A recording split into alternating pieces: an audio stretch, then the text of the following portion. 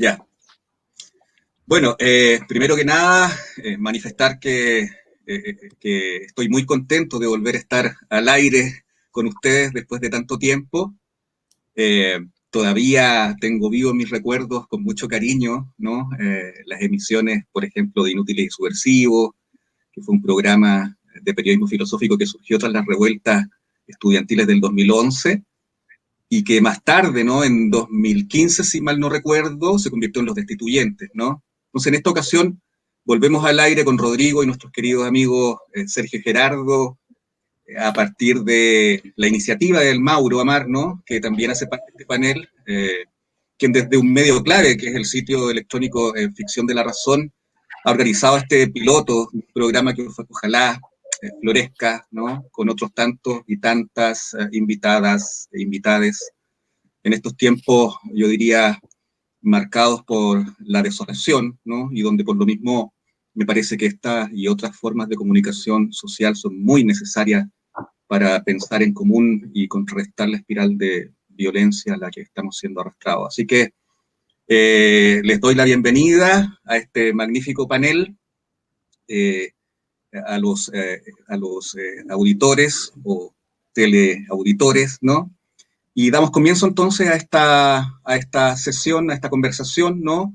Que ha propuesto Ficción de la Razón en torno a dos conceptos, ¿no? Que son los conceptos de pueblo y constitución, ¿cierto? Y, y damos inicio entonces dando la palabra. No sé quién quiere comenzar.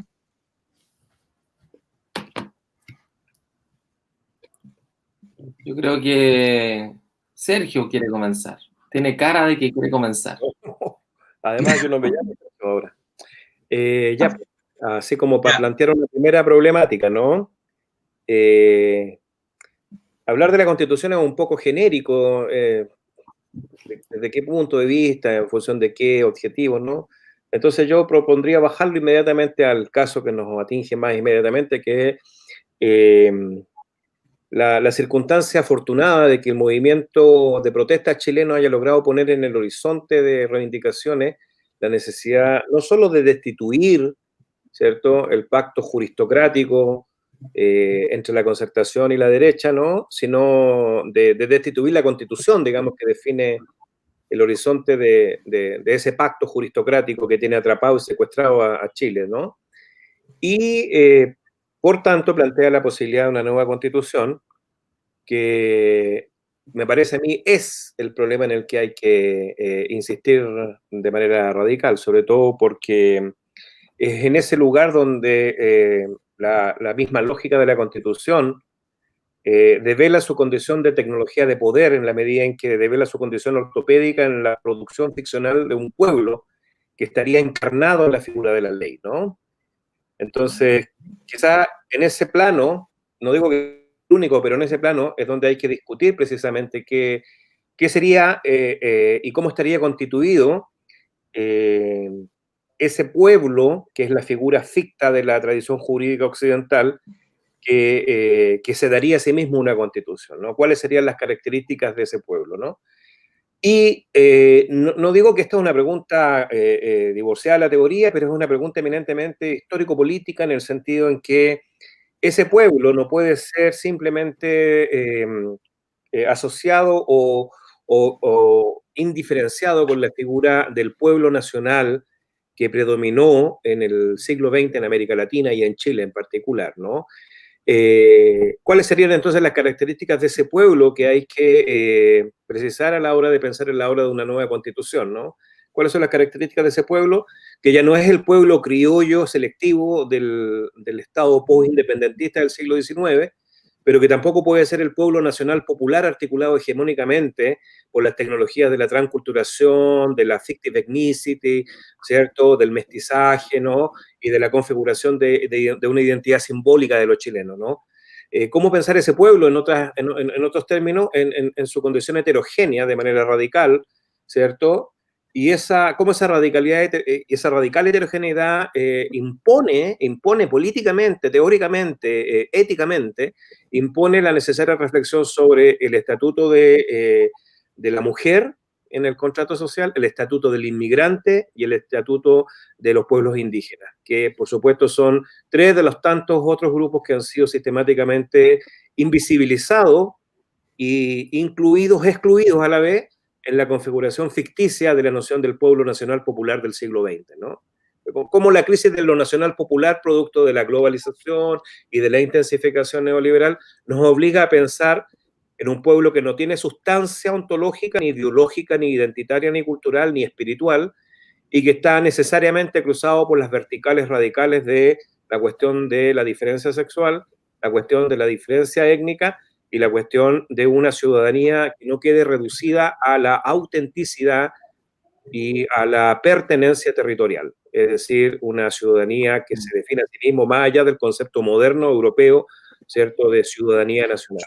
Yo creo que ese es el horizonte donde tenemos que conversar. Para abrir esto, diría que ahí la pregunta es ¿de qué pueblo hablamos, no? Para darnos una forma constitucional. Sí. ¿Quién quiere tomar la palabra? Rodrigo, Gerardo, mientras estamos a Mauricio. Sí, Mauricio.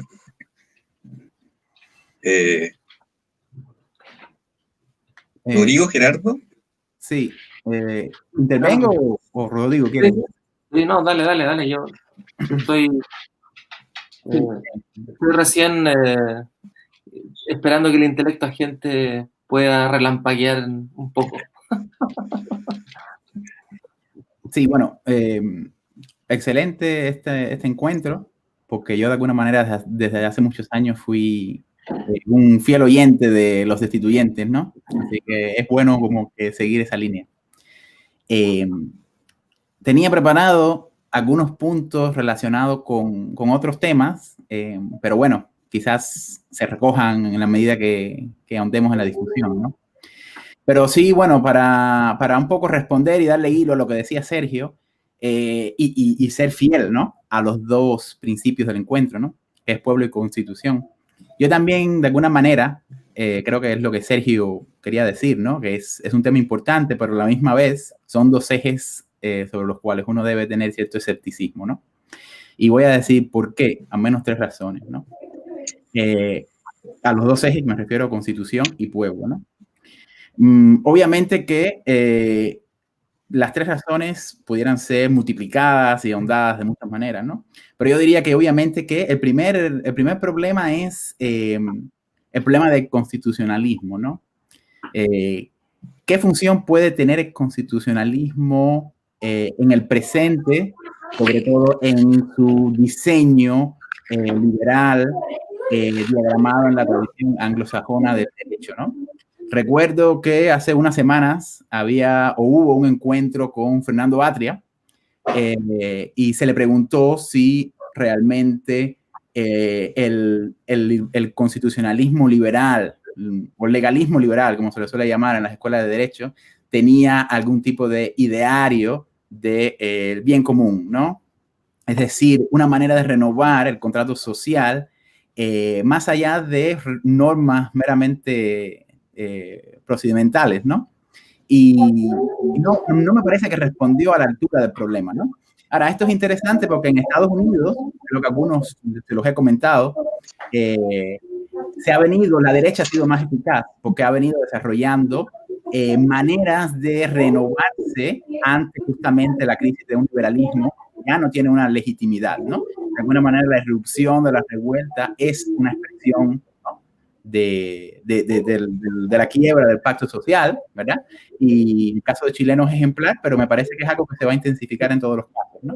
Entonces me parece a mí que lo que está primeramente en juego es de qué manera repensar una vez más el constitucionalismo que ya ha dejado atrás los principios centrales, ¿no?, del constitucionalismo clásico, liberal, ¿verdad? Y que la derecha está retomando en función de una nueva estrategia, como digo, de bien común, ¿no?, de derecho administrativo, que yo no veo a la izquierda haciendo, ¿no?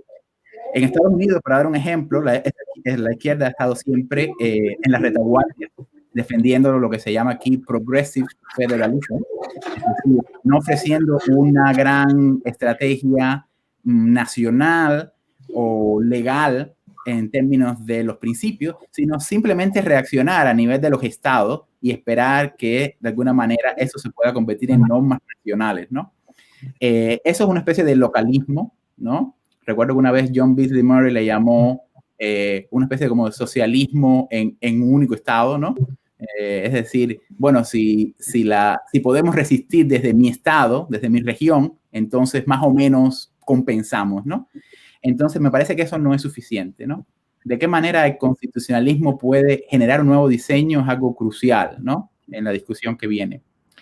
El segundo punto tiene que ver justamente con, de alguna manera ya lo introduje, ¿no? Con cómo pensar entonces un constitucionalismo que pueda trascender o autorreformar principios del liberalismo que ya no dan, ¿no?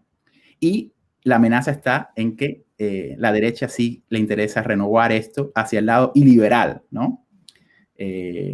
Entonces hay que estar pendiente a esa discusión. Y finalmente, me parece a mí, la tercera razón por la que debemos estar o ser escépticos de constitucionalismo y pueblo, es que habría que preguntarse si el constitucionalismo o la constitución es el verdadero mecanismo o la verdadera forma o la forma efectiva para poder dar la batalla con la eficacia del poder. Me parece que uno de los problemas hoy en día es entender o pensar, que le cuesta mucho trabajo a la izquierda, dónde localizar el poder, ¿no? Entonces, si el poder realmente lo seguimos pensando en términos de las formas generales de la modernidad política clásica, entonces el constitucionalismo pareciera ser como la forma predominante, ¿no? Sin embargo, si decimos que la nueva eficacia del poder, ¿no? Como me parece que argumenta Sergio en su más reciente libro de Asedios al Fascismo, ¿no?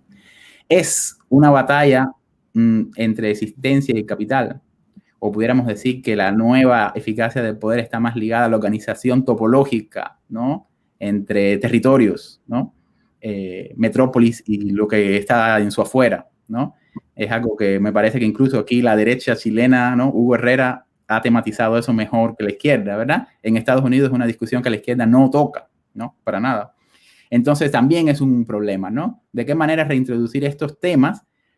No para negar de alguna manera la importancia de, que tiene la Constitución en términos de la garantía de los derechos, sino en términos justamente de poder tener una comprensión más integral de la metamorfosis del poder contemporáneo, ¿no?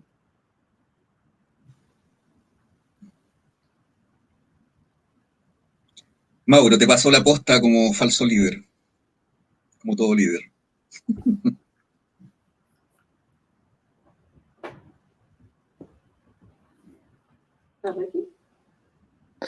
Sí. Bueno, justamente una de las cuestiones que aparece como súper interesante del texto que publicó Gerardo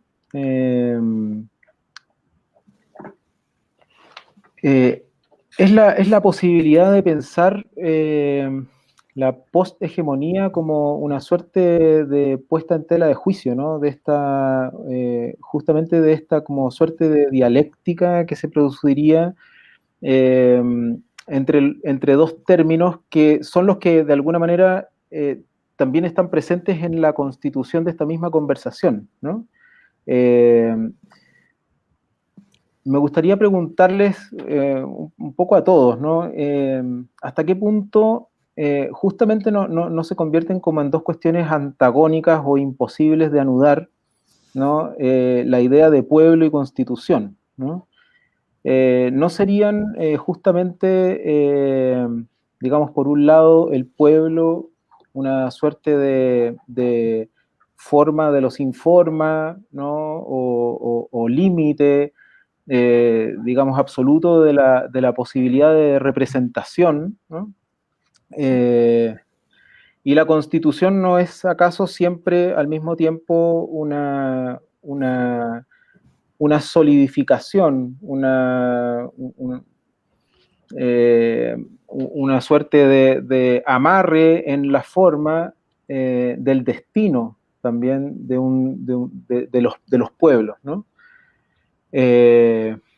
Entonces, claro, aparece el problema que plantea muy bien Gerardo entre una suerte de hegemonía, ¿no? Que vendría siendo el discurso que ha sido tan importante para las izquierdas latinoamericanas, ¿no? Donde se articularía una suerte también de ficción del pueblo con un horizonte destinal, ¿no? O sea, hay un pueblo ahí que también vuelve a cumplir, incluso a partir de la multiplicidad, vuelve a configurar una suerte de destino, ¿no? Y por otro lado aparece también, ¿no? esta idea constitucionalista del bien común, ¿no? Que también ha vuelto también a estar en el pensamiento de la izquierda, no es, digamos, está muy presente en el debate constitucional chileno, por ejemplo, ¿no? El asunto del bien común. Y que sería, de alguna manera, también una suerte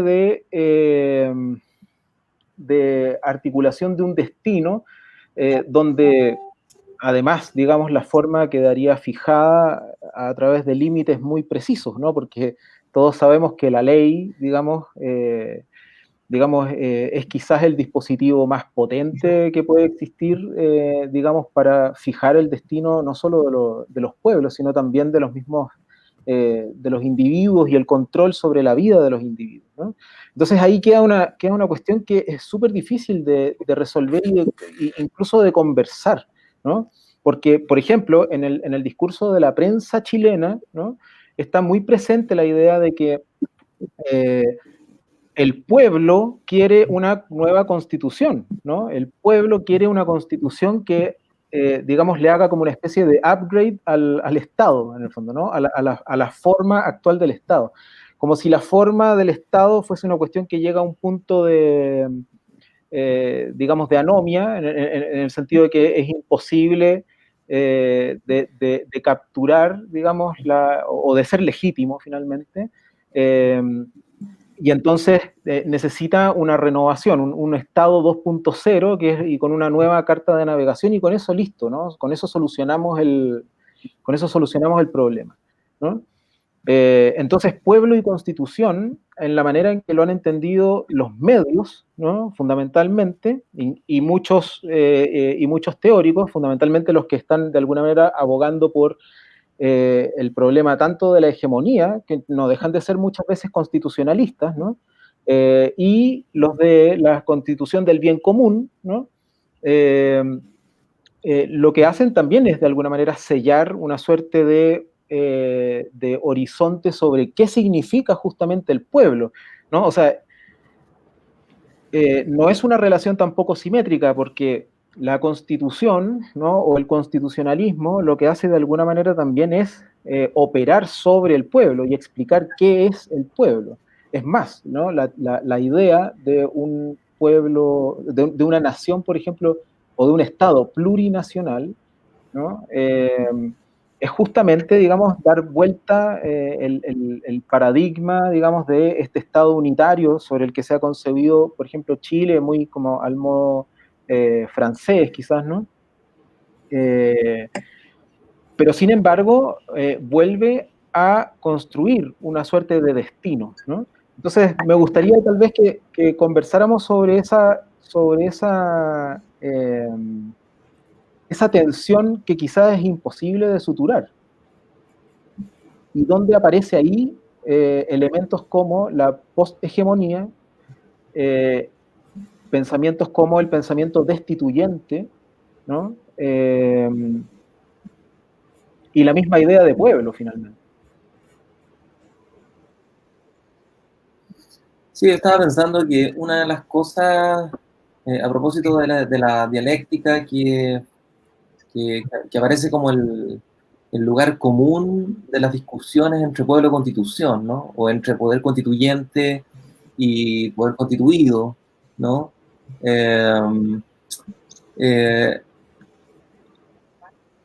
Parte de una evidencia que no es evidencia, digamos. Parte de algo que aparece como si fuera obvio y natural, pero que en realidad no es obvio y natural, y es que parte de la idea de que el pueblo es, ¿no?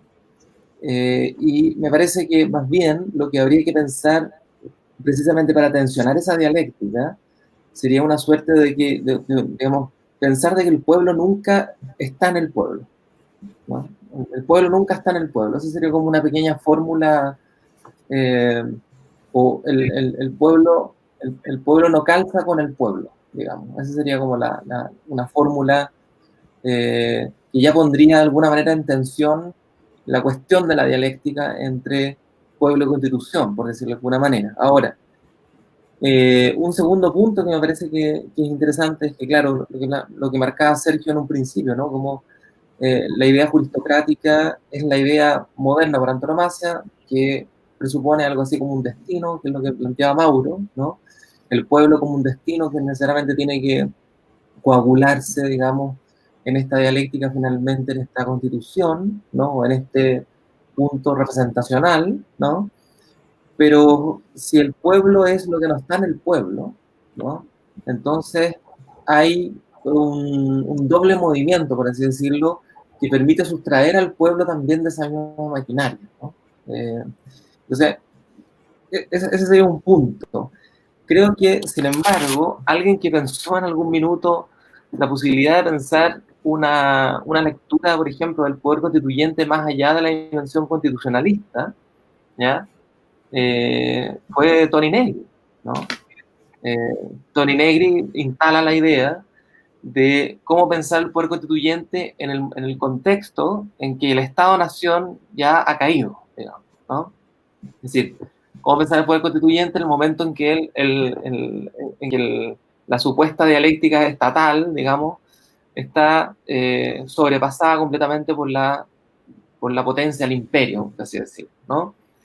Entonces, y sin embargo, en Toni Negri sigue existiendo el problema de que, si bien el poder constituyente no se frena, ¿no? Carece de un catejón, digamos, en el Estado, ¿no? Sigue teniendo un pequeño destino, ¿no? Que igual tiende a, ¿no? Y entonces, ¿por qué? Porque la noción de poder constituyente también está articulada metafísicamente bajo la premisa de la producción, ¿no? Hay un paradigma productivista que está situado ahí y que, a pesar de que Toni Negri siempre plantea que el pueblo queda como remanente, o el poder constituyente queda como remanente, ¿no? Una vez que se coagula en alguna institución, en alguna organización, que, ojo, a Toni Negri le interesa que se coagule en una institución, ¿no? O sea, como sabemos, él mismo se ha planteado como un pensador institucionalista, digamos, ¿no?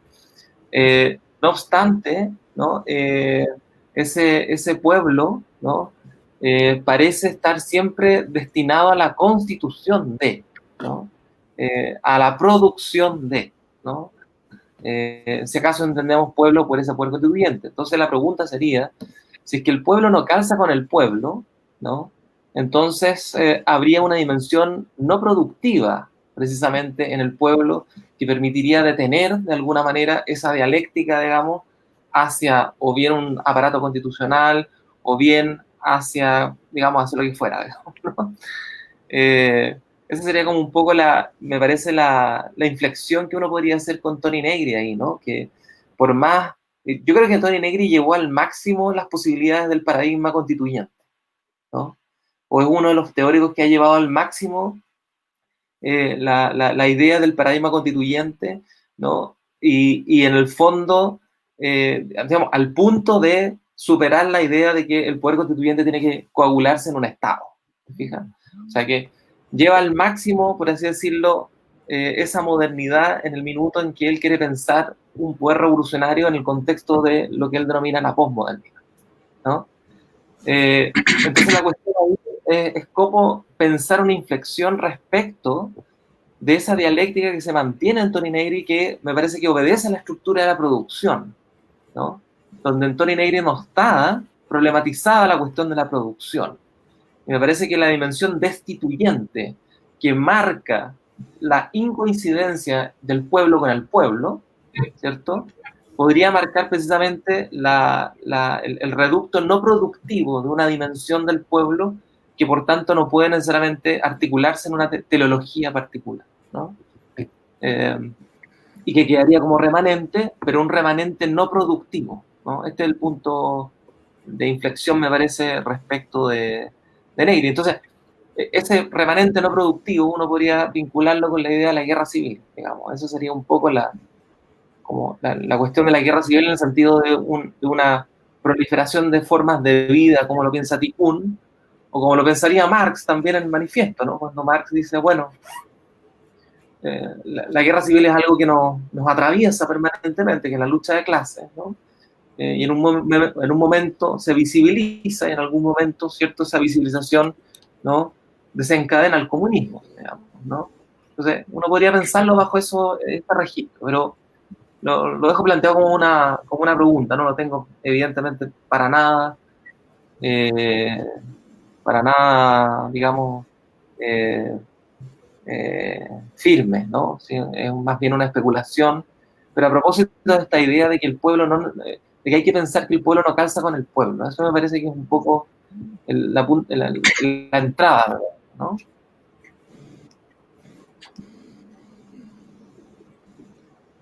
Gonzalo parece, ¿no? ¿O no? Ok. Bueno, para partir y aportar algunos elementos, ¿no?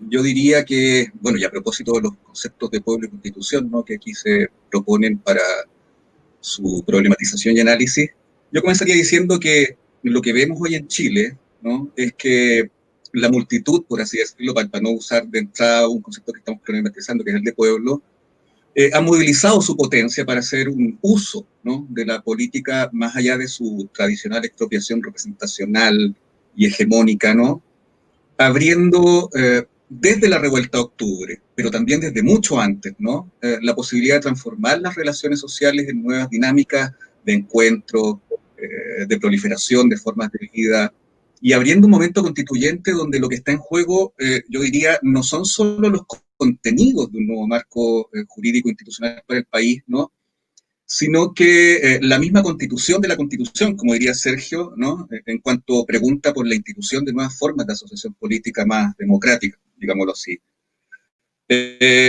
Todo ello ocurre, ¿no?, en este minuto en Chile, yo diría, desde una radical suspensión de la transferencia de autoridad a una clase política que está puesta enteramente entredicho, ¿no?, con sus lógicas de partido y Estado articuladas por una cultura institucional fuerte, autoritaria, represiva, que no ha hecho más que apuntalar la territorialización de un capitalismo neoliberal que, por así decirlo, lleva a su sofisticación más extrema, ¿no?, las tecnologías de domesticación y depredación, ¿no?, y que lo hace en nombre del progreso, ¿no?, de una civilización que parece arrastrarnos a una guerra global, una guerra civil global sin precedentes, y en el extremo a la extinción, ¿no?, cada vez con menos sospechas de exageración en ese sentido. Lo que me parece decisivo de este cuadro es el carácter de este uso de la política que hoy se abre, ¿no? Es decir, a diferencia de su mera administración como aparato representacional y civilizatorio, es decir, de domesticación y productivización, este uso de la política tiene una dimensión anárquica radical, ¿no?, que irrumpe como una potencia destituyente, a partir de la cual pueden abrirse, entre otras cosas, momentos constituyentes como el que hoy se está abriendo o que ya está en curso, ¿no? No es que lo constituyente, y esto es clave, ¿no?, no es que lo constituyente siga lo destituyente, es decir, lo destituyente sigue siempre activo, ¿no?, para evitar que las lógicas de la captura representacional se anquilosen como poder constituido por sobre un pueblo convertido en población pasiva y administrada, ¿no? Entonces, para referir a una conversación que teníamos hace poco con Gerardo, Rodrigo y otros amigos, a propósito del libro del filólogo italiano Carlo Diano y otras cosas, ¿no?, no se trataría aquí de una disyunción fuerte entre forma y evento, ¿no?, al modo de un evento destituyente que se agotaría en la sobrevenida de un momento constituyente, de una nueva forma política como fundamentación jurídica, digámoslo así, del mundo de la vida chilensis, ¿no? No es que a la revuelta siga la constituyente, anulando esta última la primera, ¿no? Como ocurrió, por ejemplo, cuando la izquierda noventera, ¿no?, con sus promesas de transformación y sus aparatos represivos, neutralizaron el conato de la revuelta que se había desencadenado en el ciclo de protestas contra la dictadura de Pinochet en los años 80, ¿no? Es decir, ahora que cayó Pinochet, venimos nosotros a gobernar y la calle debe ser despoblada, por así decirlo, ¿no? No, se trataría más bien del evento de un levantamiento permanente de las formas de vida proliferantes en su diferencia, su multiplicidad irreductible, de la potencia común de imaginar, digamos, contra las formas establecidas, pretendidamente unitarias, coherentes, ¿no? De un régimen civilizatorio, en el fondo, que opera como un dispositivo representacional de carácter biopolítico, pero anclado en un proyecto necropolítico de contención del conflicto social y anulación del desacuerdo, ¿no? Entonces, ese levantamiento tiene hoy en Chile una multiplicidad de expresiones, ¿ah? Desde la interrupción de la ciudad con la revuelta en las calles, digamos, ¿no? Desde la huelga que interrumpe el orden del régimen de producción de mercancías y de subjetividades, ¿no? Desde las nuevas formas de comunicación social que se irrigan a través de todo el país, hasta la eventual desterritorialización jurídica del capital y de las fuerzas de apropiación privada, diría yo, en la forma de un momento constituyente que atiende no solo a los contenidos, ¿no? Sino también a la forma misma de la Constitución, ¿no? Entonces, hasta aquí dejaría yo mi primera intervención.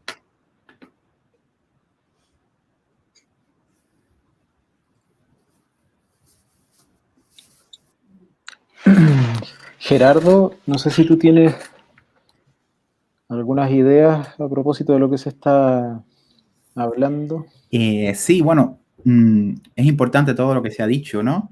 Y me parece que muchas veces hay bastante confusión sobre qué implica o qué estaría en juego con la cuestión destituyente, ¿no? Me parece que Gonzalo ha hecho un apunte, digamos, importante, ¿no? En términos de tratar de desarmar y desarticular, ¿verdad?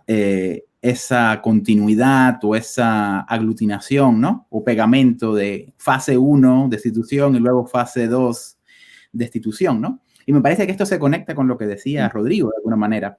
Es decir, con esta idea de el pueblo está donde no está el pueblo, ¿no? Me parece que esa es la capacidad, al final del día, de una apertura, yo le llamaría lo invisible, ¿no? Una apertura fisurada que permite una elasticidad, ¿no? Entre justamente forma y acontecimiento, ¿no? Donde justamente se jugaría también, ¿no? Yo pienso a un nivel ya de orden de la crítica, digamos, a las formas generales del pensamiento político occidental, ¿no? Se jugaría la disyunción entre vida y política, ¿no? Es decir que el pueblo está donde no está el pueblo. Entonces, lo que hay que cuidar, digamos, es ese espacio irreductible, me parece a mí, ¿no? Entonces, en ese sentido, es que vemos, no para desacreditar ni para negar ni nada por el estilo, ¿no? Pero ahí es donde vemos cierta insuficiencia con el pensamiento de Antonio Negri, donde se pudiera decir justamente, ¿no? Que fue, de alguna manera, se pudiera decir el último liberal, ¿verdad? El último liberal radical, ¿no? Yo recuerdo que el viejo Schmitt tiene un ensayo sobre, no, pero en este sentido preciso, ¿no? El viejo Schmitt tiene un ensayo, uno de los últimos ensayos sobre Santiago Carrillo, ¿no? El gran líder del Partido Comunista Español, donde dice que el eurocomunismo, en su momento de disolución de la revolución, se vuelve un partido de la legalidad. Es decir, de jugar no solamente dentro de la legalidad democrática, ¿no? Esto es algo que Tronti también dice, sino que comienza a implementar los usos del legalismo para cerrar circuitos, ¿no? Entonces, habría que preguntarse si, por ejemplo, el General Intellect, ¿no? En lugar de dejarse ser a los modos improductivos, inoperantes de la existencia, termina justamente instrumentalizándolos a una forma un poco acotada, ¿no? De la inclusión a la multitud o a un proceso de subjetivización, ¿no? En ese sentido, es que hay un problema ahí que debe pensarse en Tony Negri, ¿no? De la misma manera, me parece a mí que el populismo, me parece, después de la pandemia, ya ha mostrado su carácter productivista, ¿no? Y termino con esto. Hace poco, algunos de ustedes estuvieron, digamos, por ahí, ¿no? En estas conversaciones. Para mí, uno de los grandes aciertos de la pandemia, ¿no? Que desoculta y se caen telones, pudiéramos decir, ¿verdad? Jorge Alemán, ¿no? El psicoanalista argentino y ex embajador cultural de la Argentina en España, admitió en una conversación que ahora, a partir de la pandemia o en el contexto de la pandemia, las demandas equivalenciales ya estarían rotas. Estarían rotas, según Alemán, porque los únicos que pueden articular un discurso en función de las demandas insatisfechas de ir a trabajar sería la derecha, ¿no? Pero si uno lo lee de otra manera, uno pudiera decir, bueno, lo que Jorge Alemán está ahí diciendo es que ahora la derecha es la que tiene monopolio sobre las demandas. Pero las demandas siempre han sido entonces demandas productivistas, ¿no? Solo que ahora, con la pandemia, se muestra su naturaleza, ¿no? Entonces, a mí me parece que justamente, ¿no? Este es el problema, ¿no? El problema estaría en cómo, digamos, dejar ser ese espacio irreductible, ¿no? Que no puede estar entregado a la producción, ¿no? Y que... Una pregunta para Mauro. No sé si van a llegar preguntas o cómo va a ser la dinámica. Sí, o sea, está habilitado un chat en YouTube. De hecho, hay algunas personas que han opinado ya sobre una parte de la conversación que ya un poco pasó, ¿no? Pero Acevedo, por ejemplo, pregunta ¿dónde está Agamben? En su casa está. Pensar las sociedades originarias como agentes tabula rasa desaventurados, ya Levi-Strauss habló de lo contrario. Está confinado. O sea, claro, hay un chat donde la gente también puede ir haciendo preguntas. Ya. Perdón, Gerardo, pero habías terminado, creo. Interrumpido, ¿no? No, sí, termino ahí, ¿no? Solamente quería apuntar digamos, a un punto en común, ¿no? En dos tendencias que casi siempre se nos dan como diferentes en la izquierda, ¿no? La multitud, ¿no? El espacio abierto por el pensamiento de Negri, importante como lo es, y el pensamiento de, digamos, del populismo, ¿no? Me parece que hay que revisarlos a partir del momento, ¿no? Y a partir justamente de este tipo de revueltas nuevas que hay, ¿no? Me parece que la chilena es uno de sus casos, ¿no? Es decir, revueltas que ya no son de la ocupación, ¿verdad? Ni de la toma del poder, sino de un tipo nuevo de experiencia que no puede recogerse por la representación, claro.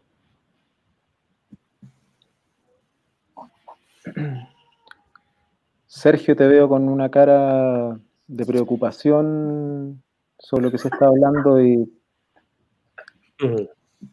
¿qué hacemos? ¿Damos 2 pasos hacia adelante? Por el nombre. Yo estoy en total desacuerdo con todo lo que se ha dicho. No, a ver, lo que yo insisto, sobre todo hoy día, ¿no? Que supimos la desafortunada noticia sobre el fallecimiento de Bernard Stiegler, ¿no? Yo insisto en que la relación con la Constitución no puede ser sagrada, sino pragmática. Yo entiendo perfectamente que la ley es una tecnología de poder, pero como tecnología tiene un plus. Por tanto, a diferencia de una posición heideggeriana purista, que se esconde en la provincia, digamos, yo pienso que hay que hacerse cargo de la ley como una prótesis de la posibilidad de la existencia en común. Y entonces lo que hay que hacer es discutir ahí en el terreno propiamente constitucionalista con el constitucionalismo contemporáneo. O sea, yo estoy muy de acuerdo con lo que está más o menos en el background de nosotros, ¿no? Que es la crítica al carácter historicista del concepto de poder constituyente que acecha a Negri, ¿no? Y las ambigüedades de este pensamiento institucionalista, en la medida en que sigue pensando en términos del marco arqueoteleológico de una temporalidad, que es la temporalidad de una realización, ¿cierto? Es decir, que pone como fin de la historia una cierta realización, ¿cierto? Sea esta la realización de la humanidad como especie o la realización del poder constituyente como comunismo. Eso no creo que necesite uno enfatizarlo, ¿no? Ya hemos pasado por las lecturas de Agamben criticando a Negri, conocemos un poco lo que significa la crítica derridiana del problema de la indivisibilidad de la soberanía, etcétera. Pero a mí lo que me interesa es la cuestión más propiamente política, inmediata, del debate constitucional, contra un pensamiento de la Constitución que Gerardo, me parece que Gerardo ha dicho algo muy central, ¿no? La izquierda le tiene tanto miedo a este tipo de debate que está a la retaguardia de lo que realmente la derecha está haciendo. En Chile, lo que están pensando la Constitución y los primeros que anticipan la crisis política de la derecha neoliberal es una derecha que reivindica un background culturalista, ensayista, y que quiere volver a pensar el ethos de la nación desde el punto de vista de una nueva Constitución que recupera el modelo de la Constitución de 1925, ¿cierto? Y que se abastece en la larga tradición del ensayismo conservador, que no es sino el ensayismo criollo que piensa al pueblo, pero al pueblo siempre ha constituido desde el Estado y desde una identidad que Balibar ha llamado fictive ethnicity, digamos, ¿no? Entonces, cuando Gerardo apuntaba a esto, digamos, tenemos muchas aristas por donde irnos, pero a mí me gustaría ir ahí, a esa discusión con el constitucionalismo políticamente, ¿no? En el entendido que tanto Stigler, digamos, como por otro lado Jacques Lesra señalan, digamos, que es que la ley, ¿cierto? Y las instituciones son prótesis defectivas, no necesariamente sagrada o definitiva, ¿cierto? Y en la medida en que son prótesis defectivas, también son parciales o momentáneas, no tienen por qué ser infinitas o eternas, ¿no? Y entonces, como prótesis que sostienen la posibilidad de una existencia en común, o como diría Carlos Casanova, un uso común de los bienes, ¿cierto? Como verdadero fondo material de un comunismo de los sentidos o un comunismo sucio. Entonces, la ley no tiene por qué ser siempre la tecnología del enemigo, puede perfectamente ser una aliada en un momento preciso. Entonces, por eso decía yo, no sé si me escuchan porque no los veo. Sí, sí, sí. Ok. Decía yo que precisamente el debate propiamente político sobre el carácter de la Constitución, ¿cierto? Más allá de la dialéctica infame entre destitución y constitución, que ya obviamente estamos claros que no va por ahí nuestra preocupación, ¿no? Pero el debate propiamente político con el constitucionalismo contemporáneo, tanto el presidencialista como el constitucionalismo liberal, el antigarantista, como el constitucionalismo sustantivo, ¿cierto? Sustantivo en el sentido de un constitucionalismo de derecha que quiere reencarnar hermenéuticamente la figura del pueblo, ¿no? Para darse una constitución acotada al espíritu del pueblo, ¿cierto? Requiere, de manera política, poner en cuestión, ¿cierto? Todos estos presupuestos, ¿cierto? Que Rodrigo menciona en términos de la incongruencia entre el pueblo desde el Estado y el pueblo que nunca está donde está el pueblo desde el Estado, digamos, ¿no? Y ese pueblo que no está, no es que no esté o que esté escondido en algún lugar al cual podamos acceder o no acceder porque es un pueblo nouménico, sino que precisamente ese pueblo no está porque no tiene el rango ontológico de una figura del ser, sino que aparece, emerge, ¿cierto? Se articula, ¿no? En el sentido en que Didi Huberman piensa la tensión irresoluble entre pueblos expuestos y pueblos figurantes, ¿no? Pueblos figurantes que son catacréticos en ese sentido y que rompen con toda noción antropológica de un sustrato humano, ¿no? En ese sentido, hoy más que nunca, si vamos a pensar rigurosamente la forma, ley, la tecnología constitucional, es necesario pensar la limitación antropocéntrica de nuestra concepción de derecho y es necesario abrirse al problema de la diferencia en términos materiales. ¿Ah? Entonces, no es que estemos utilizando el referente feminista o el referente indígena o el referente inmigrante como formas de una subjetividad de que debe ser reconocida, porque ese es el horizonte del liberalismo multicultural de Walser o contemporáneo incluso, ¿no? Sino que se trata de pensar ese proceso de diferenciación como un remanente sin productividad. Y ahí, por supuesto, el otro problema central es que necesitamos pensar una relación a la política que no esté caída a la forma activa de un productivismo que finalmente está articulado en una lógica que permea toda la teoría biopolítica, incluyendo a Negri, por supuesto, que es la de un no cuestionado concepto de trabajo vivo. No cuestionado concepto de trabajo vivo que está inscrito en el corazón de la lógica hegeliana de subsunción de la vida orgánica a la vida del espíritu, ¿no? Entonces, bueno, eso es una cuestión filosófica, pero a nivel concreto lo que tenemos que es ir a pelear, me parece a mí, con estas figuras, ¿no? Del pueblo encarnado, del pueblo que subyace en esta tradición del ensayismo, del pueblo nacional, que además hacen que la derecha hoy en día se presente a sí misma como una derecha dialogante, con proyectos de país, que quiere resolver el problema mapuche porque quiere establecer parlamentos de conversación y que pide paciencia, cuando hay miles y miles de años de postergación, ¿no? Pero se pide paciencia y diálogo. Entonces, es paradojal para mí todo eso.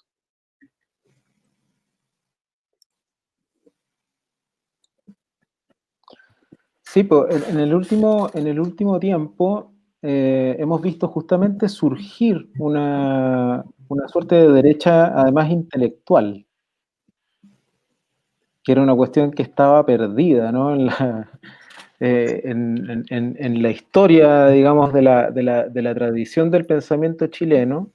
Digamos, hace bastante tiempo que no existía una derecha intelectual. De hecho, me parece que dentro de la izquierda ha existido una suerte de admiración por figuras como la de Jaime Guzmán, por ejemplo. Una suerte de admiración así como también con horror, ¿no? Así como que suscita una especie de temor por ser una persona, digamos, que se le dan características como de una suprainteligencia maligna, ¿no? Como, y la dictadura y el neoliberalismo fueron bastante brutales en el sentido de cortar, digamos, de raíz todo tipo de intelectualidad, ¿no? Entonces, aquí aparece, me parece que hay una cuestión que también es interesante, ¿no? Que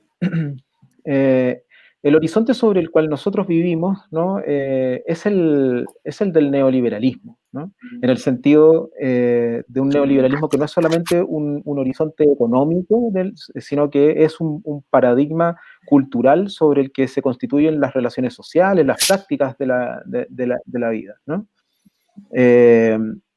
Y al interior de ese neoliberalismo, ¿no? Es donde ha surgido una suerte de fascismo también, ¿no? O sea, que es lo que Sergio trabaja con mucho,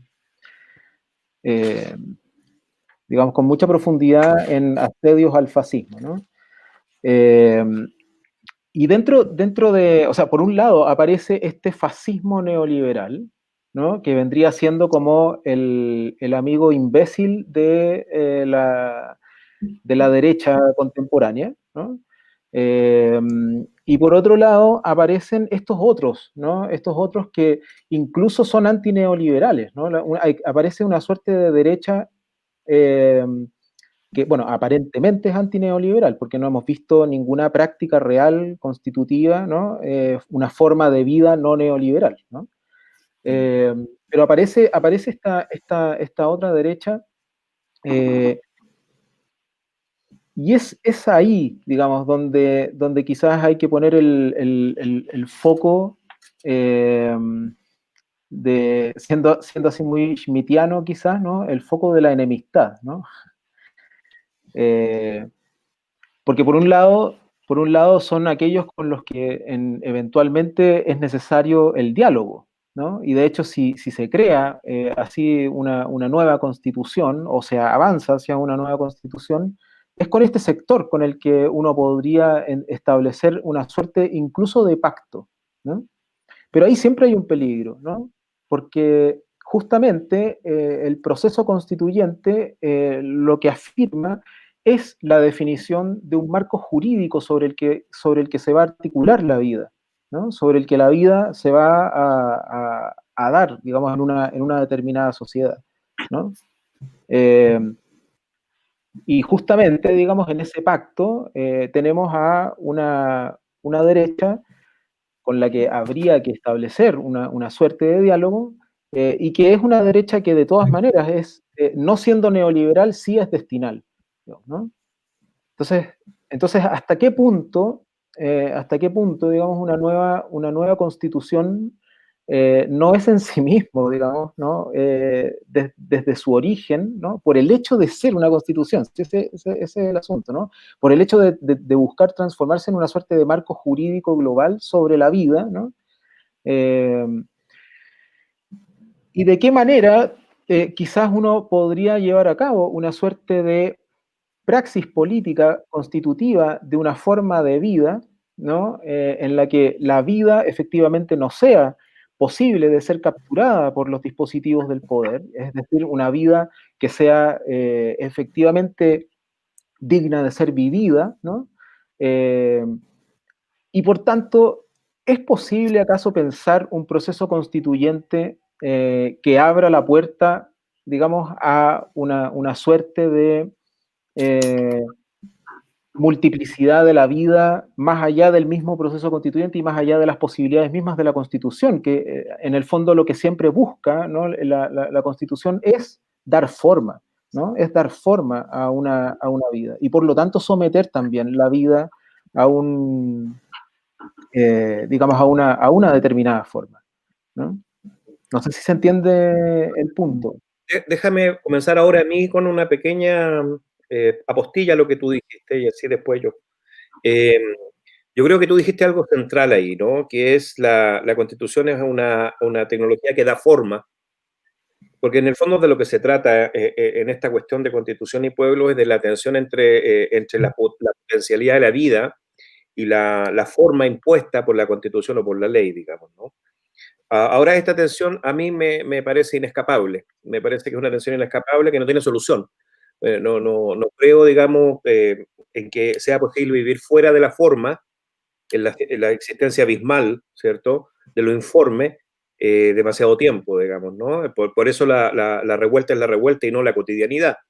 Pero el hecho de que no sea posible habitar permanentemente en la revuelta o permanentemente en lo informe no significa que debamos conformarnos con la estabilidad de la ley, digamos, ¿no? Con la forma, digamos, ¿no? De ahí entonces la condición totalmente suplementaria de la ley, ¿no? En el sentido en el que estamos hablando de la prótesis en Stigler, ¿no? O de las instituciones de efectiva en Lerra, ¿no? O de la lógica del suplemento en Derrida, ¿no? Y en ese sentido a mí me parece que efectivamente se trata de no una constitución, sino varias constituciones, de un permanente proceso de institucionalización. ¿Ah? Pero, aquí tú dijiste otra cosa también que me parece que es fundamental, y es que aunque esta nueva derecha se declare no neoliberal, sigue siendo destinal. Es decir, sigue estando articulada por una misma temporalidad de la encarnación, de la realización y de la culpa. A propósito del capitalismo como religión de Benjamin, que hemos comentado últimamente Rodrigo y yo y otros más, por supuesto, ¿no? Y ahí es donde me parece que el debate ya adquiere una cuestión de peso, digamos, ¿no? Porque ahí es donde hay que mostrar efectivamente que de lo que se trata es de suspender el presupuesto de la culpa, que es el presupuesto de una historia conjugada en términos sacrificiales, ¿no? Para abrirse a la potencialidad múltiple de la vida como vida en común, como potencia colectiva, digamos, ¿no? Y entonces, ahí me parece que entonces la cuestión que tú haces, Mauro, es precisa, ¿no? Porque se trata de concretar todo esto. No olvidemos que estamos en el contexto del neoliberalismo. Si uno, por ejemplo, revisa el último libro de José Luis Villacañas, ¿no? Donde plantea la hipótesis de entender el neoliberalismo como teología política, que me parece además yo diría que ese libro es fundamental, independientemente de que yo no estoy de acuerdo con su background culturalista beberiano, etcétera, pero es un libro que por primera vez se toma en serio el estatus ontológico metafísico del neoliberalismo como forma de vida. ¿Ah? No es un libro simplemente descriptivo de la condición del neoliberalismo como política económica, como estrategia de reconcentración del capital y la riqueza, sino que es capaz de pensar el neoliberalismo a nivel de la estrategia absoluta de forma de vida que responde a una cierta tendencia sacrificial de la historia, en la medida en que piensa el neoliberalismo como un régimen que produce otra vez algo que la modernidad perdió, que fue la vinculación entre creencia y poder, ¿no? Y desde esa perspectiva, ¿no? El neoliberalismo ya no aparece ni como forma económica ni como forma política propiamente tal, sino como forma de vida, pero como forma de vida que contiene en sí misma el dispositivo del exterminio o de la devastación de la vida en el planeta. Entonces, pensar ahí estos términos que parecen sueltos, ¿no? Es siempre ya una estrategia contra esta forma de vida neoliberal que se nos impone. Y de ahí la necesidad de pensar la genealogía de lo común. ¿Ah? La genealogía de lo común. Ustedes saben, ustedes fueron realmente los que me presentaron el trabajo de Dardot y Laval, digamos, ¿no? Que uno de los tomos más importantes de su trabajo en conjunto es precisamente este intento genealógico por lo común. Bueno, una de las conclusiones centrales que yo he estado revisando y he estado pensando detenidamente en el trabajo de Villacaña es que Villacaña es capaz de entender, ¿cierto?, el negrismo implícito en Dardot y Laval de afirmar la configuración de lo común más allá del Estado. Pero Villacañas dice, pero no hay que renunciar al Estado tampoco, ni a la Constitución, porque la única forma de proteger estas formas primigenias de experiencias colectivas pasa por darnos también instituciones y formas políticas que sean capaces de proteger estos pequeños progresos. Entonces, a mí me parece, estoy totalmente de acuerdo con que la Constitución es limitante, con que la ley es una operación política, con que en el contexto biopolítico la ley es una estrategia, etcétera, etcétera, pero yo no fantasío con una fuera. Yo simplemente pienso que es posible poner atención e invertir en más de una canasta, poner en más de una canasta los huevos, como se decía, ¿no? En Chile, y pensar por un lado en el fortalecimiento progresivo de formas de institucionalización de las formas de vida en común, sin renunciar a estrategias políticas que aseguren marcos de protección para estas experiencias. De ahí la necesidad también de entrar al debate constitucional, al debate político, ¿cierto? Sin que eso signifique quedar capturado en la vieja estrategia del entrismo o la estrategia electoral, etcétera, ¿no? Para mí todo es circunstancial y subordinado a la posibilidad de oponerse al neoliberalismo como forma de vida que contiene en sí mismo la devastación planetaria. Eso quería compartir. Sí. Sí. ¿Puedo? Gonzalo. Yo insistiría, Adelante. es decir, o sea, en acuerdo con lo que dice Sergio a propósito del carácter protésico de la ley, ¿no? O de la cuestión de las instituciones efectivas que plantea Lerra, que tiene que ver con asumir una paradoja, ¿cierto? Es decir, que la relación entre vida y ley está presa de la misma paradoja que implica el doblez metafórico del lenguaje, para decirlo en términos de Derrida, ¿no?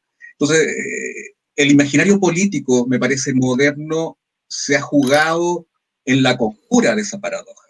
Y creo que tendríamos que más bien tratar de imaginar o pensar cómo vivir en esa paradoja, ¿no? Porque esa paradoja es básicamente, y esto tiene que ver con la idea de pueblo y con las ideas de pueblo y constitución que aquí están en juego, ¿no? Problematizadas, ¿no? Que la filosofía política moderna desde el siglo XVIII, pero incluso desde Hobbes, ¿no? Lo que ha definido formalmente como instancia última de soberanía y el poder constituyente de fundación es el pueblo. Pero, ¿dónde está en ese imaginario el poder destituyente? ¿No? Porque en virtud del régimen de representación, el pueblo delega ese poder y aparece el mismo como constituido por ese orden representacional, que le da cuerpo legal, que lo articula jurídicamente como tal, como un cuerpo social obediente, ¿no? Y jerarquizado bajo la figura del Estado, ¿no? Entonces, el pueblo como sujeto soberano constituyente queda sometido al poder constituido que le termina dando forma jurídica en el dispositivo de la persona. Bueno, ese es precisamente el doblez metafórico del lenguaje que se expresa en la relación entre vida y forma en el caso específico de la relación entre vida y ley, ¿no? Me parece. Entonces, en el acto de subsunción al régimen representacional, el pueblo queda objetivado administrativamente, es decir, el pueblo deviene población, concepto administrativo, ¿no? Un objeto de administración, y por lo tanto despojado de su poder constituyente, y además legalmente interdicto de todo ejercicio de su potencia destituyente. Entonces me parece que ahí habría que repensar toda una tradición que más bien apela a afirmar esa paradoja que el imaginario político, filosófico político moderno, normativo, conjura más bien, ¿no? Y que es una tradición que tiene que ver con una trama de conceptos que tienen que ver con la potencia destituyente y su genealogía, ¿no? Uno podría pensar, ¿no? Desde Hobbes, ¿no? Pasando por, por Rousseau, en fin, hasta Arendt, Agamben, ¿no? La genealogía de esta potencia destituyente, por ejemplo, en el hiato entre legalidad y legitimidad, ¿no? El concepto de desobediencia civil que aparece en el ensayo de Henry Thoreau, ¿no? Y ahí hasta llegar a la cuestión de la potencia destituyente, ¿no? Pero me parece que toda esa tradición hay que repensarla a la luz, digamos, de esta paradoja, ¿no? No, no en función, como dice Sergio, de una dimensión numenal del pueblo o de su dinámica, de su potencia, sino que más bien de cómo se pone en juego en relación con su tensión con la facticidad. Dejo hasta ahí para seguir. Sí, me gustaría leerles algunos comentarios que ponen los amigos que están presentando esto. Bueno, Sergio ya está respondiendo incluso en directo. Pero me parece que de alguna manera los comentarios y entre pregunta y comentarios están, digamos, se pueden leer en conjunto, ¿no? Porque son parte de una misma conversación. Danilo Villar dice, ¿qué sería una existencia en común? A propósito de lo que planteaba Sergio hace un rato, ¿no? Si el pueblo es una fuerza transgresora, irreductible a ese pueblo como identidad o mismidad, quizás sea pertinente considerar la noción de comunitas en Esposito. Aldavi Olvera dice, ¿y qué lugar y potencias tienen aquí las formas proliferantes autoconstituidas como los cabildos en Chile o en México, los pueblos, ¿no?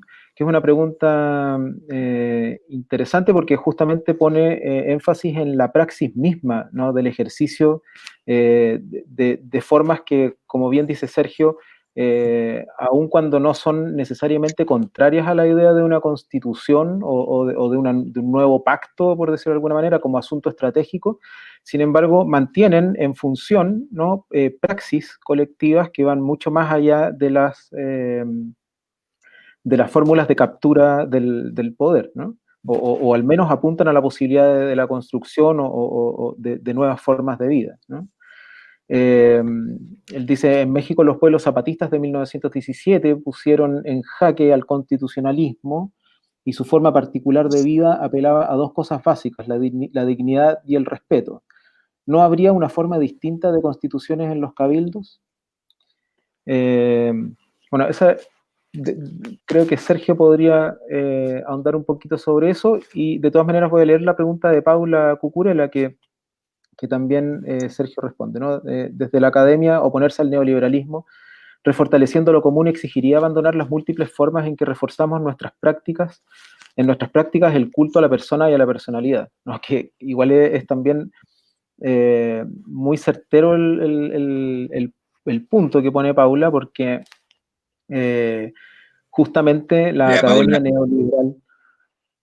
neoliberal, digamos, ha permitido incluso la aparición de un profesor crítico, digamos, al neoliberalismo, y sin embargo sometido a las prácticas del neoliberalismo, que no solamente pasan por el culto a la personalidad, sino todo el sistema también en que funciona, digamos, los papers, ¿no? Y toda esta cuestión, este tinglado de dispositivos, digamos, que están, que articulan la carrera del académico, ¿no?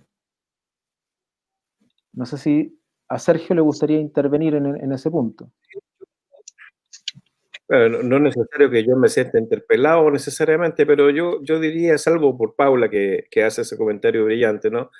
Yo diría, sí, que Comunitas de Expósito es muy brillante porque Comunitas muestra que no hay posibilidad de comunitas sin inmunitas, que no hay posibilidad de configuración comunitaria sin exclusión, y rastreando un poco la tradición del pensamiento político desde la hipótesis Jovesena en adelante, ¿no? Expósito muestra, digamos, la diferencia entre lo que sería la posibilidad de una existencia en común y lo que sería el comunitarismo contemporáneo.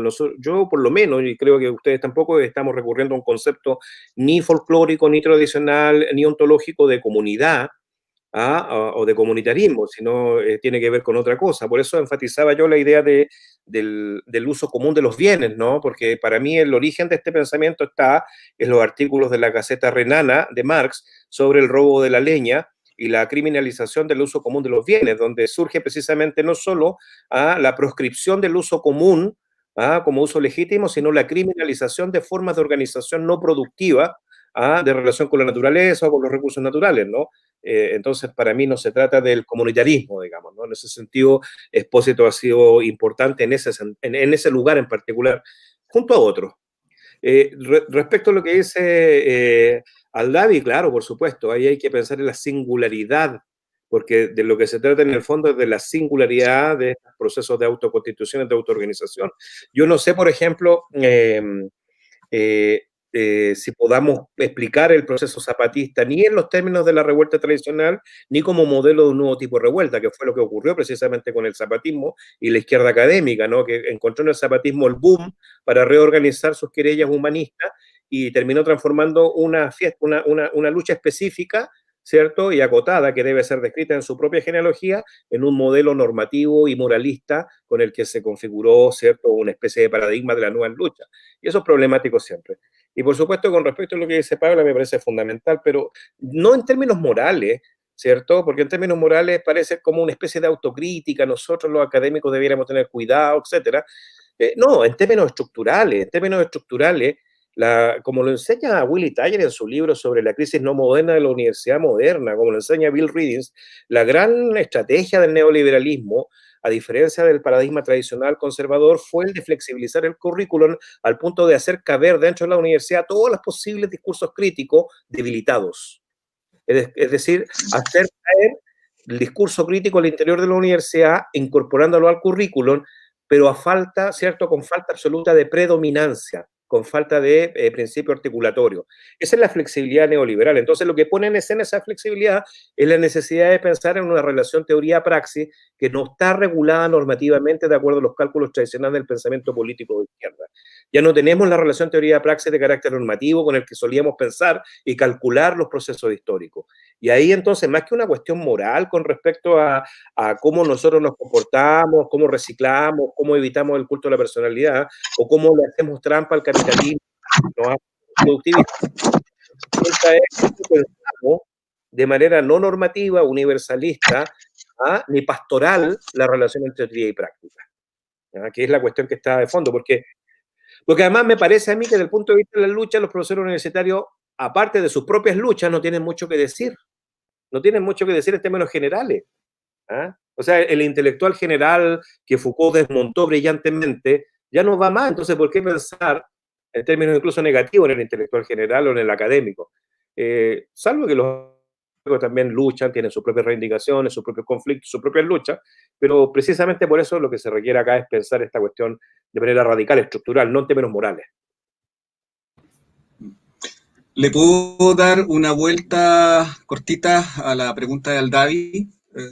Me gustaría conectarla con la cuestión de la paradoja a propósito de la relación teoría y ley a la que aludíamos, pero conectar eso con la cuestión mapuche, específicamente con los últimos eventos del Gualmapu, ¿no? Muchos hemos hecho correr ríos de tinta, todo a propósito de la cuestión del racismo, ¿no? Que articula la violencia del Estado chileno contra el Gualmapu. Hemos pensado durante años la cuestión de los imaginarios colonial y estatal nacional, ¿no? Civilización, barbarie, identidades nacionales, asimilación, exclusión, en fin, ¿no? Pero ese racismo, ¿no?, siempre estuvo ahí. No es nada nuevo. Lo que es nuevo, yo creo, en esta pasada, es precisamente que las cosas escalen a ataques de turbas civiles en complicidad con la policía, con palos que puede llegar a eso hasta las balas, si es que no ya, y se ha mantenido el avance de la máquina civilizatoria sobre el pueblo mapuche, que aparece como una obstrucción precisamente a la civilización. Entonces, nada nuevo bajo el sol, es la misma opresión permanente que caracteriza a la historia de la institucionalidad política chilena, ¿no?, del Estado chileno. Entonces, esa opresión permanente y esa intensifica el conflicto hasta lo que estamos viendo hoy día. Uno podría preguntarse si es más duro que Chadwick, ¿no? ¿No? Es decir, ¿no es acaso la misma cultura institucional de la forma Estado civilizatorio, racista, ¿no?, progresista? Precisamente, nuevamente, el problema, si bien está la cuestión del racismo como un imaginario articulador, el problema en la práctica tiene que ver también con la paradoja de la que hablábamos, es decir, con una cultura institucional que no da lugar al conflicto, que lo conjura. Y al conjurarlo, ¿cierto?, intensifica el conflicto, ¿no? Porque la conjura ahí es simplemente negación del conflicto, represión, ¿no?, necropolítica, ¿no? Es el reverso necropolítico del proyecto biopolítico del Estado chileno, ¿no? me parece que por ahí habría un punto interesante para pensar una cuestión que está pasando hoy día en Chile y que es muy dolorosa para todos, ¿no? Gerardo quería Pasó hablar Angelito. hace rato. Sí, no, quería mencionar solamente 3 puntos.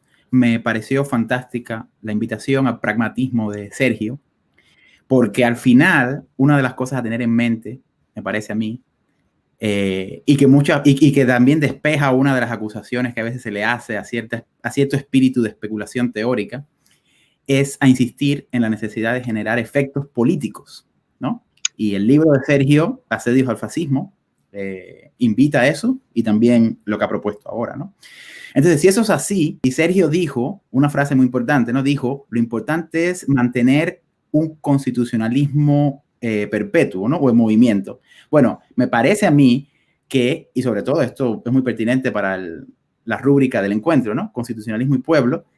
Si tomamos esto en términos de la gramática constitucionalista, podemos decir que esto es lo que Ackerman llama el constitucionalismo como historia de sus enmiendas.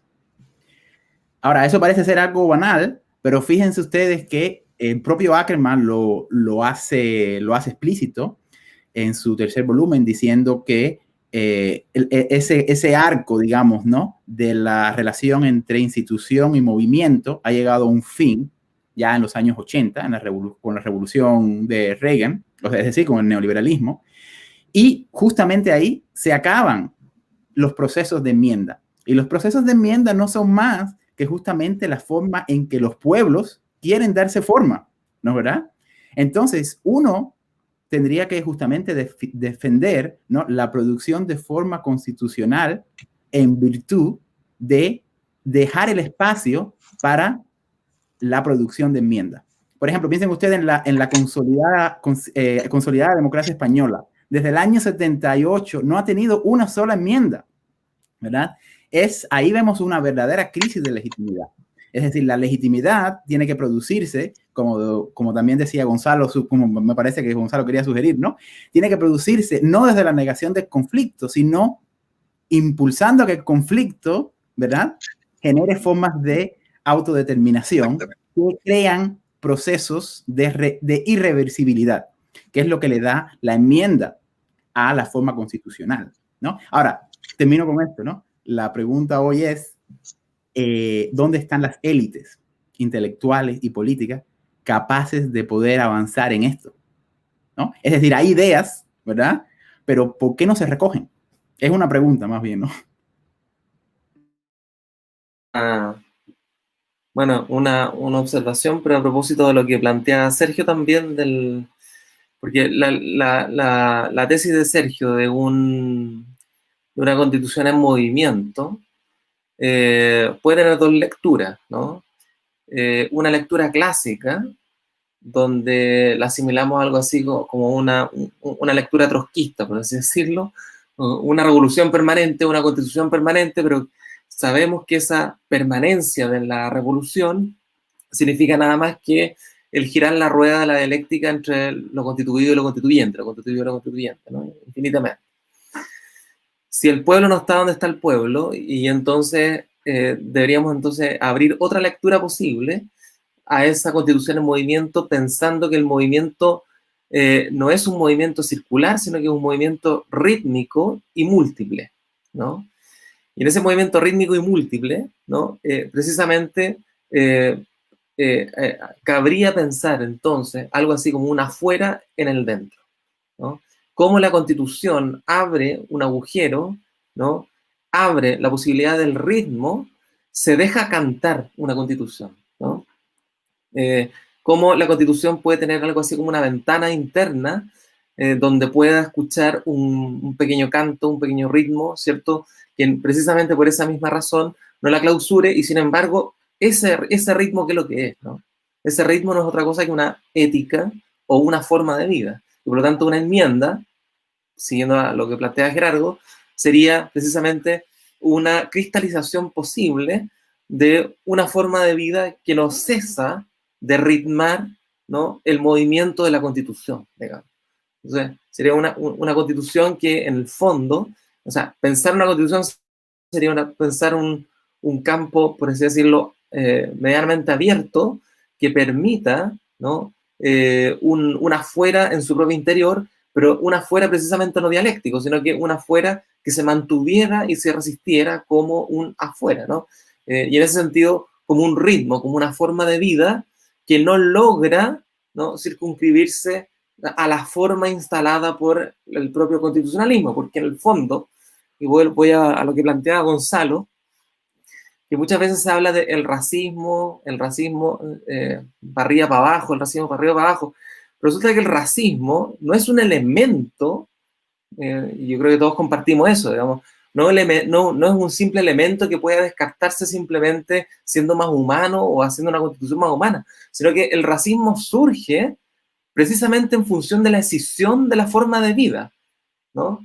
Y donde entonces en la ruptura de la forma de vida, en la imposibilidad de la forma de vida, queda solamente una forma, ¿no? Que es una forma antropológica precisa que da lugar al racismo de Estado, que como sabemos, todo Estado nacional lleva consigo un racismo de Estado. El racismo de Estado no es constitutivo de los estados más racistas del mundo, que sé yo, Israel, que sé yo, Arabia Saudita, Estados Unidos, ¿no? Sino que el racismo de Estado es constitutivo del Estado-Nación, en ese sentido, precisamente por la hipertrofia de la forma que el Estado-Nación introduce, imposibilitando así el advenimiento del ritmo, ¿no?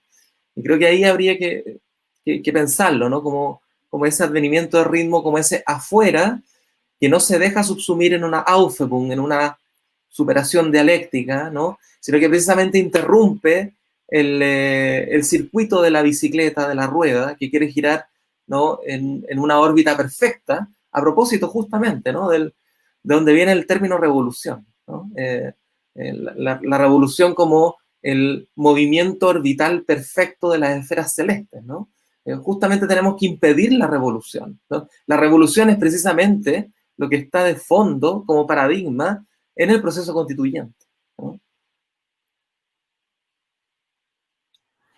Oye, a mí me parece, ahí llegamos a una cuestión crucial. Podríamos detenernos un poco más en este tema, ¿no, Mauro? ¿O tú quieres abrir otra pregunta? Sí, no, como nos acercamos a la hora y media. No, pero yo quería Supongo retomar que... dos cositas nomás. No, Eh, sí, no, dale, dale. O sea, claro, no se trata de la dialéctica de lo constituyente y lo constituido, estamos claros, ¿no? Sino, yo incluso ni siquiera hablaría de un constitucionalismo permanente, por la similitud que tiene con la idea de revolución permanente del viejo Lev Davidovich Bronstein, sino que yo hablaría de un institucionalismo salvaje, ¿no? Cuya figura central es precisamente esta inscripción en el adentro del afuera, que Lacan llamó extimidad, ¿no? Que es precisamente aquello que hace imposible o que desarticula la cadena equivalencial que constituye tanto la lógica hegemónica como la lógica de la ley, digamos, ¿no? Como pura transparencia. Y en ese sentido, claro, de lo que se trata precisamente es siempre de ese principio indómito o de ese presupuesto indómito que desarticula toda teoría de la traducción jurídica o hegemónica, digamos, ¿no? Exactamente. Y que está relacionada con la figura de la enmienda de la que hablaba Ackerman y que Gerardo trae acá, ¿no? Y que tiene que ver además de manera muy fuerte con la figura de la jurisprudencia, tal cual la desarrolla Deleuze en su lectura tardía de Hume, a propósito de un constitucionalismo asociativo y en progreso y no un constitucionalismo antropológico limitado, digamos, ¿no? Cuando dice la diferencia entre Hume con los contractualistas clásicos, que los contractualistas clásicos piensan la ley de acuerdo a una ontología de la naturaleza humana defectiva. En cambio, Hume piensa la ley en función de asociaciones y afecciones que permiten permanentes cambios de jurisprudencia en torno a una perfectibilidad del orden social. Bueno, eso es lo que ya estamos llamando enmienda acá, digamos, literalmente. Exactamente. Y el punto es que lo que Deleuze está pensando, lo está pensando siempre en función de un pueblo por venir, no del pueblo realmente existente, un pueblo por venir. Y lo otro que quería decir, porque claro, con esto quería manifestar mi acuerdo con la discusión, lo otro es que es desafortunada la circunstancia que hace que este panel esté constituido por solo hombres. Y yo soy sensible a eso, no se nos escapó a esta conversación, Pero hemos conversado de que esto no puede seguir siendo así porque efectivamente hay problemas en términos de representación y en términos de las referencias inmediatas del discurso teórico. Y yo creo que la pregunta de Paula también apunta a eso, y no quiero yo ser el macho que acalle esa pregunta, sino quiero simplemente ser una correa de transportación con esa inquietud y ponerla de manera central acá, porque efectivamente nuestra estructura discursiva, logocéntrica, por muy de izquierda que sea, no estará a la altura de las circunstancias históricas en la medida en que no nos hagamos cargo de esas problemáticas, ¿no? Y por eso yo voy a citar a Hannah Arendt, porque me parece que Hannah Arendt, ¿cierto?, que se escapa a los referentes masculinos habituales, ¿no?, todavía tiene mucho que decirnos, porque yo diría que, aparte de Derrida, Hannah Arendt es la primera que piensa un republicanismo basado en la posibilidad de una vida en común no sustentada en la lógica del trabajo o de la vida activa, que es la que caracteriza o determina el productivismo constitutivo, ¿cierto?, de las formas de dominación que convierten a la ley en tecnología o en necropolítica, como decía Gonzalo, ¿no? Entonces, más allá de los usos conservadores que se hicieron de Hannah Arendt en el contexto de la Guerra Fría, o de los usos ultraconservadores que se hicieron de Hannah Arendt en las transiciones a la democracia, ¿no?, cuando se decía no hay que contaminar lo político con las demandas económicas del pueblo, etcétera, el punto central de Hannah Arendt es que es una crítica al productivismo antropologizante que determina la conversión de toda práctica social en tecnología hiperproductiva de dominación, ¿no? Y me parece que ahí hay una cuestión que seguir pensando, por supuesto, que hay que seguir pensando.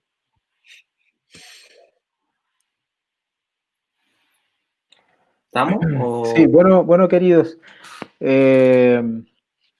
Solo para terminar, me gustaría leer una pequeña, un pequeño fragmento del comienzo del libro Estado de Sitio, ¿no?, del poeta palestino Mahmoud Darwish, ¿no?, que creo que puede servir de elemento también para conversar con lo que se ha dado aquí, ¿no?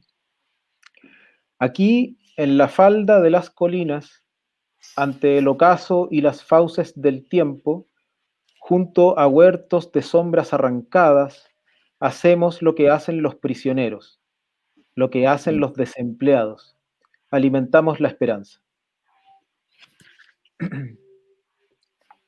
Quiero darles las gracias, ¿no? Este fue un primer intento, ¿no?, de ficción de la razón, de articular una suerte de conversación.